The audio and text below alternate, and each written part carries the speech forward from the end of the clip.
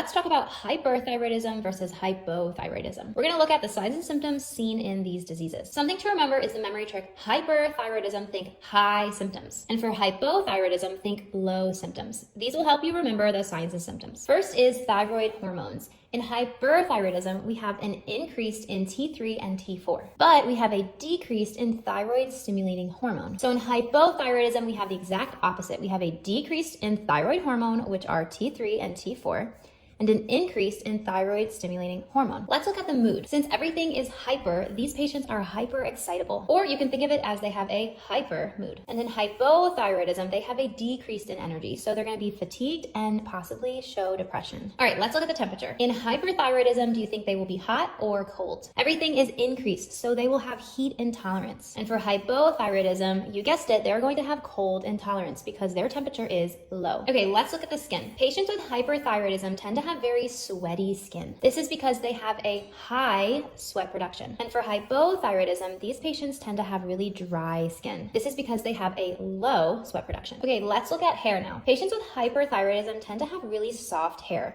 This is because everything is increased and growing. As for hypothyroidism, these patients tend to have hair loss. Again, everything is decreasing. All right, let's look at appetite next. In hyperthyroidism, they have an increase in appetite. And in hypothyroidism, they have the exact opposite. They have a decreased appetite. Okay, now let's look at weight. For hyperthyroidism, you will see weight loss. You're probably thinking, wait, weight loss is not hyper, and this doesn't match with our hyper think high symptoms.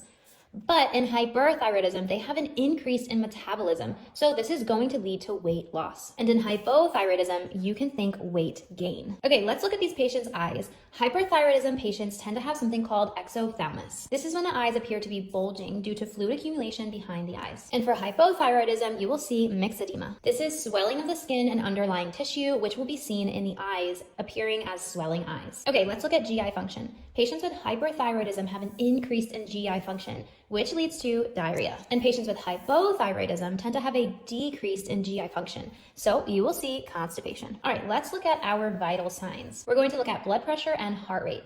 In hyperthyroidism, you guessed it, they have an increase in blood pressure and heart rate. And for hypothyroidism, they have the exact opposite, which is hypo, think low blood pressure and heart rate. That's all for hyper versus hypothyroidism. You can see how remembering hyper think high and hypo think low really helps you remember all the signs and symptoms seen in this disease. So it makes select all apply questions a little bit easier when remembering it this way. You can find more comparisons on diseases and helpful memory tricks like this in the Complete Nursing School bundle. Happy studying, future nurses.